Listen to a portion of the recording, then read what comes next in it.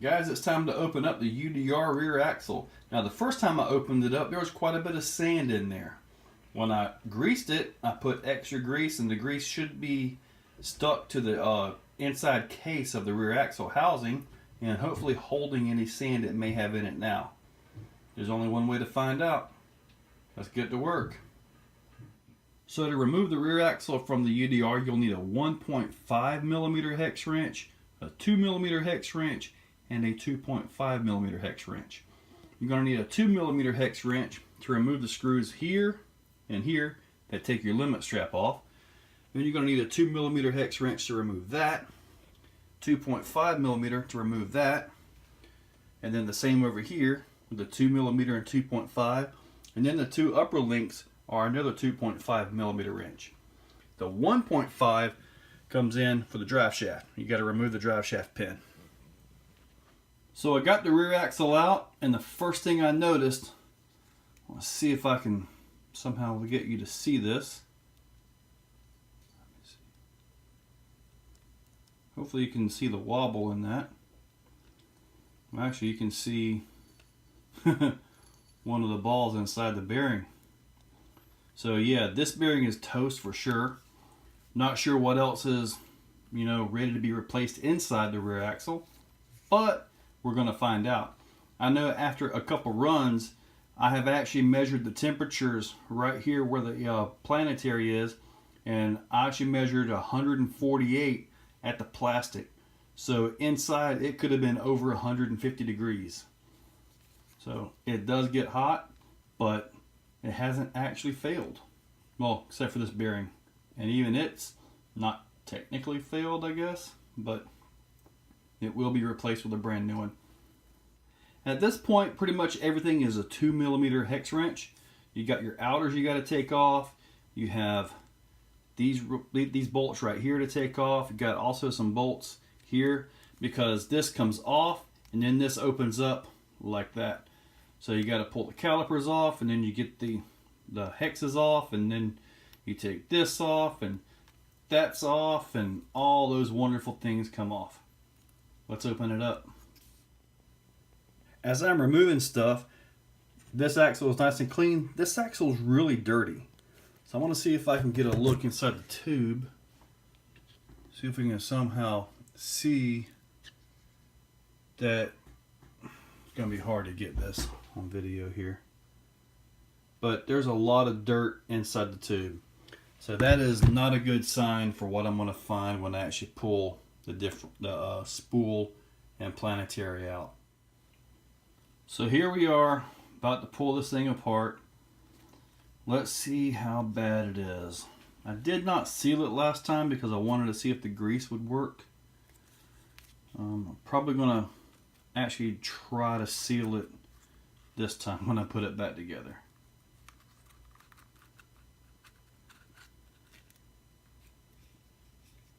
Ew. Wow. Definitely got to do some cleanup. I could have swore I put more grease in this thing than that. Wow. This time when I put it back together, I will try to actually seal it. Should have done it last time, I guess. But oh well. Time to finish taking this thing apart, open this up, and see how everything is. Wow.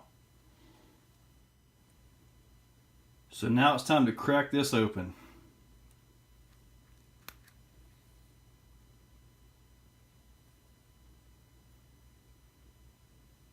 Well, definitely got some grit in there. Able to get to that bearing right there, get that changed out. Definitely got some cleanup. I'm going to open up this planetary, see what condition that's in with the bearings and all that stuff. So I got more work to do. With the rear axle apart, that's the seal for the bearing right there. It just kind of fell out. And now you can really see this bearing. Wow. If you guys have the UDR and you've just been running it and having a good time, you really need to take a few minutes and do some maintenance on your truck, because you're probably going to have sand in the rear axle, at least, just like what I had. You may even have this bearing blown, and at least that feels good. So hopefully the planetary is alright. But one of the reasons why this right here dies is it's almost 9-to-1 ratio through all of that to get to the axles. So this is spinning really, really fast.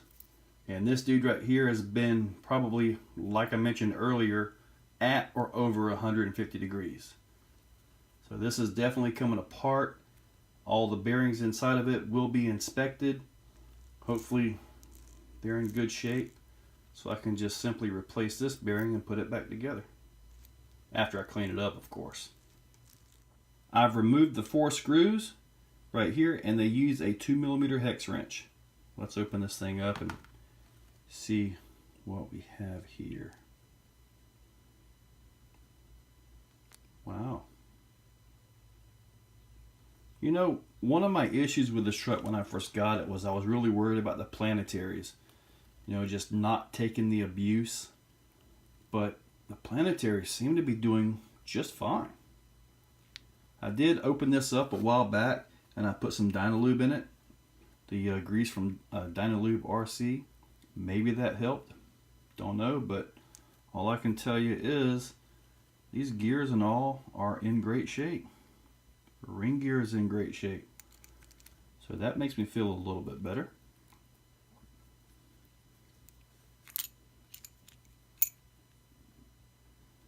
All the bearing seals are in place. Wow. So pretty much all I got to do is clean this up and replace the input bearing where the drive shaft is. And then obviously clean all that mess up. Got it cleaned up, looking nice and shiny. Time to add some Dynalube RC grease to this thing in the pockets, and then I'm going to reassemble. Got some grease in it. Now there's enough room in the chamber where this is actually sitting that most of this grease is going to fly out as soon as you give it heavy throttle. So the resistance you feel right there is just not going to last. Most of it is going to sling out. This is it, reassembled. Got the screws tightened down, so you can see the grease already trying to push out. It's going to go back in just like this. Back in the case. And as far as that front bearing that was just about to have catastrophic failure, I found an Avid bearing, and it is 6 by 13 by 5. So I've got it back together, and as you can see I've got a little bit of a gap right here. The reason is, well, the screws aren't tightened down. So the game plan is, although I really don't like to glue these closed, I do want to try to seal it. So I'm going to add a little bit of this and just kind of run my fingers down through it and just kind of push a little bit in there and then tighten it up. Try to do something to seal this thing. If you're messy and it dries, that's what you end up with. You can take your finger and just kind of rub it and it'll just kind of peel right off. So, and this will leave you with a little bit right there in the crack. So I'm going to continue cleaning this up, and then I'll grease this and put this back into the housing. And basically I'm going to do the same thing I did with the crack right here. Just kind of tighten it up to where there's a little bit of a gap, and just basically do the exact same thing I just did. I'm probably going to regret this when it comes time to service this, because I've done this before on some receiver boxes and it was not pretty prying them things apart. Got it greased up. I just finished off a tube of Dynalube RC grease. Now before you say, oh my god, you've greased it too much, you got to understand I greased it like this the first time I went into it, and it looked almost like as if I didn't put enough. And the reason is that grease is going to sling off inside the diff case or the axle housing right here. It's going to sling off in there. Hopefully I can keep enough on the ring and pinion to keep everything lubricated. I have it assembled. There's still a little bit of a gap to put some goop in there. So I'm probably going to make a heck of a mess. But if it keeps the sand out, I think it's worth it. So there it is. It is sealed up. And what I noticed was this right here. I obviously hit something. I have hit a lot of things. It's not as pretty and as clean as it could be, but this isn't really going into a clean spot on the truck, you know? So, as long as it's sealed up a little bit better, I'll be happy. So the axles just simply slide in, you know, something like that. Now let's see here. There's that hole. I really don't think it matters considering what this is, but if I can line up the axle pin holes, I will. Just because, well, I want to do it like that.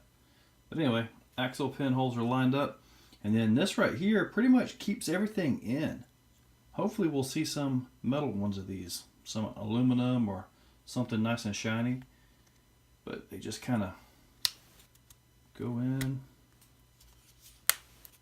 like that. And then the screws go in.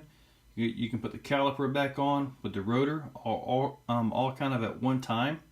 That way it just kind of goes together. So anyway, and both sides are the same. When you're assembling the wheel hexes / rotor assemblies, these are the Afro-Lucha units. Get that into there. Just kind of go all at one time. That way you're not fighting, you know, trying to get the rotor underneath and into the caliper, or trying to flex the caliper to get it down in. That little method right there just makes it easier. And then when you tighten the wheel up, the axle pulls all the way out and fully seats the pin. At this point, the axle's ready to go back in the truck. Now the rear end is back in place. I'm simply going to put the wheels and tires on, set this thing down, and see if I can get that old raggedy body put back on this thing. So that's pretty much it. All it really needed was the input bearing for the rear axle and a cleanup and re-grease. Thanks for watching, guys.